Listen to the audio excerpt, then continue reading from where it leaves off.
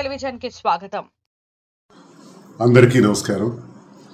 ఈరోజు వచ్చిన ఫలితాలను బట్టి ప్రజా తీర్పుని శిరసావహిస్తూ టెక్కలి ఎమ్మెల్యే అభ్యర్థిగా వైఎస్ఆర్ కాంగ్రెస్ పార్టీ నుంచి పోటీ చేసినటువంటి నేను జగనన్న సహాయ సహకారాలతో ఈ నియోజకవర్గాన్ని బ్రహ్మాండంగా అభివృద్ధి చేయాలని, నందిగామ మండలంలో ఆఫ్షోర్ రిజర్వాయర్ పూర్తి చేసి ప్రజలకి అంకితం చేయాలని, అలాగే 4,361 కోట్ల రూపాయలతో మూలపేట పోర్టును కూడా తీసుకురావటం జరిగింది.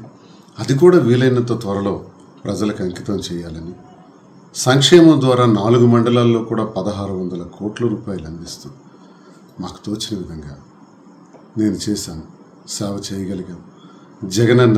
జగనన్న సహకారంతో ఇవన్నీ చేయగలిగాను.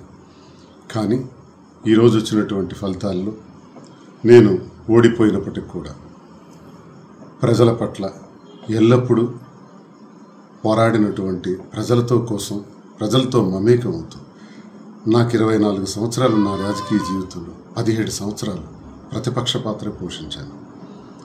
కానీ ఈ 5 ఏళ్ళు అధికారం చూసిన తర్వాత ఇప్పుడు వచ్చినటువంటి ఈ పరిణామాలను బట్టి కార్యకర్తలకు అండగా ఉంటూ ప్రజల సమస్యల పట్ల, ప్రజలకు వచ్చే ప్రతి ఇబ్బంది పట్ల ఎప్పటిలాగే నేను ఉంటానని, మరి ఈ ఎన్నికలో నాకు సహకరించినటువంటి వైఎస్ఆర్ కాంగ్రెస్ పార్టీ కార్యకర్తలకు, అభిమానులకు, ప్రజలకు ప్రతి ఒక్కరికి నా హృదయపూర్వక నమస్కారాలు తెలియజేసుకుంటూ, ప్రజలకు ఏ సమస్య ఉన్నా సరే, కార్యకర్తకి ఏ ఇబ్బంది ఉన్నా సరే ఈ దువ్వాడ శ్రీనివాస్ ఎప్పుడూ ఉంటాడని తెలియజేస్తూ నమస్కారం.